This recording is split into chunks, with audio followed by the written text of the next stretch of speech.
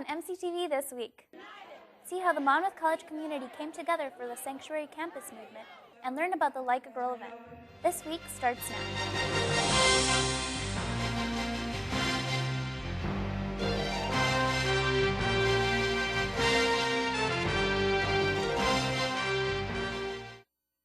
Hello and welcome to MCTV This Week. For Christian Corbett, I'm Lily Guillen.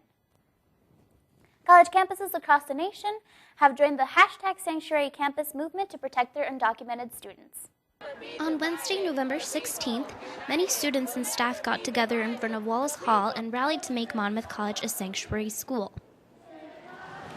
In the light of recent events that have negatively changed the climate of our country and community, we as the Monmouth community have organized here to claim this campus as a sanctuary campus for all marginalized groups, but specifically the undocumented community. The walkout began at 3 p.m. and was originally planned to be held until 6 p.m. that night, but ended a little earlier than expected. For the first hour of the protest, the participants walked around to the front of Wallace Hall chanting and holding posters. DACA recipients expose themselves to NSA, national security. So in the event that DACA is discontinued, their legal status and personal information is already known by the government. And following the incidents that have happened on this campus, we will not stand for this, so sit down in silence with us.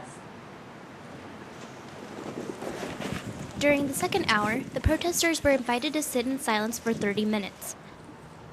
Afterwards, poems were read by various students. The day before the walkout, President Clarence Wyatt had sent out an email saying that he and Lobie Stone supported the protest, but that they were not able to be present due to a trip to Washington, D.C. 2 days after the walkout, a joint letter to President-elect Donald Trump was signed by more than 100 presidents from colleges and universities from all over the country. However, President Wyatt's signature is still absent from the letter. We tried getting an interview with President Wyatt, but were not able to due to his schedule. So we were expecting an email with the details of his intent, but have not received anything currently.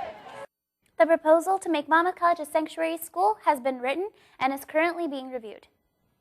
On Thursday, November 17th, the second annual Girls' Night Out event took place in the Huff. As part of a project for a senior citizenship class, a group of students came up with the idea for the event with inspiration from the Always Like a Girl campaign. The purpose of the event was to empower women, build confidence, and redefine what it means to be a girl. During the event, speeches were given by students and faculty with a keynote speech by Buchanan Center for the Arts Director, Christine Gilbert. At the end of the event, those who attended were invited to participate in additional activities such as taking goofy pictures with fun props. The purpose of this event is to talk about confidence and how it's instilled and how we can project that and live our lives. Students and Professor Stacy Lotes, Change Through Art Senior Citizenship class, organized this event. On November 17th through the 20th, Monmouth College Theater Department put on their own rendition of Arthur Miller's The Crucible. The Crucible takes place in the 1690s during the Salem witch trials. Senior Ellen Johnson directed this production, and it is her first as sole director. She co-directed Night Sky last year with then-senior Jill Turley. I really liked directing because it fits right in with my education major because everyone learns in completely different ways, and then through this process I get to learn how people learn and how to work with that. The next play is a co-production with the Buchanan Arts Center of Meet Me in St. Louis that will premiere next spring. Taking a look at some of the events on campus this week, the International Club will be hosting their Stories Around the World in the Center for Science and Business today at 7 p.m. ASAP will be hosting their annual holiday banquet tomorrow from 4:30 to 7 p.m. in the main dining hall in Stockdale. You can pick up your free ticket in the lobby. It is required for entry. Also tomorrow, APO will be doing a 90s performance showcase at 6:30 p.m. in the Wells Theater. Coming up after the break, Fighting Scots football takes on Coe College in the playoffs.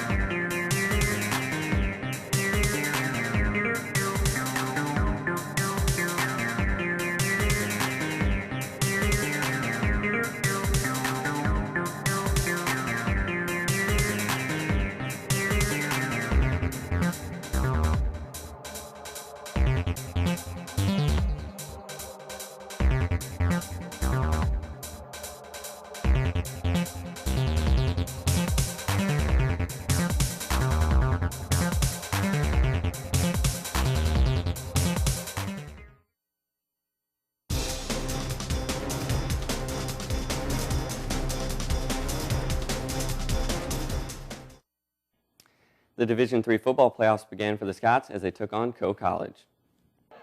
It was a cold, breezy day as the Scots and Cohawks prepared for battle.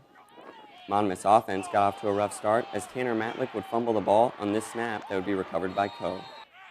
On the next drive, the Scots shook off the mistake as Matlick would find receiver Jacoby Maxwell deep for the first score of the game, giving the Fighting Scots a 7-0 lead. Now late in the first quarter, Monmouth's defense would wrap up Cohawk quarterback Gavin Glenn for a sack to force a punt. It wouldn't be long, though, until turnovers would strike again, as on this handoff from Matlick to running back Trent Raines, it would be muffed and recovered by Coe. Now a tie game, late in the first half, the Cohawks would force an interception to give them some big momentum going into the halftime break. Coming out of the break, Coe's offense would find their stride as Glenn hooks up with lineman Daniel Vega to give them their first lead of the game late in the third quarter. Ultimately, the 9 turnovers by the Scots would be too much to overcome, as they would fall in the first round of the playoffs by a final score of 21-14. The Scots finished their season with an impressive 10-1 record, including a Midwest Conference championship. Monmouth's men's basketball team started off the season on November 15th against Simpson College. Simpson came out hard to start the game, getting out to an early lead. Sloppy play by the Scots would lead to a big deficit early. The Scots were trailing by 19 at the half, but fought back to begin the second with this 3 from Lamont Mitchell. The Scots put the pressure on throughout the second half, but in the end it wasn't enough to calm the storm, as they would drop the game 75-65. Forward Justin Alua posted a double-double with 19 points and 12 rebounds, while Will Jones finished with 17 points, 14 of which came in the second half. The Scots' next matchup is this Friday against Ripon. On Friday, November 18th, the men's and women's swimming team met up against Augustana College in a dual meet. Freshman Noah Bernard led the charge in the men's pool, winning the 50 and 100-yard freestyle swims on Friday.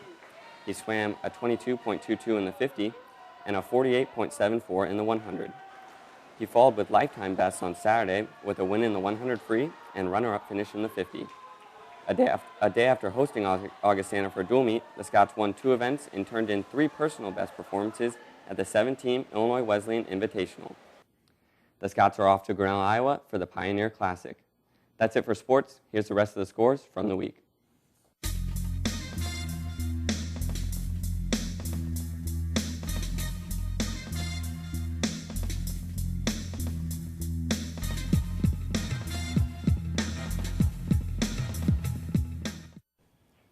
That's it for MCTV this week. I'm Tate Heupel. And I'm Christian Corbett. Please join us next Wednesday for our final broadcast of MCTV this week. And I'm Lily Guillen, and you can also watch us on the web by going to monmouthcollege.edu/mctv. See you next week.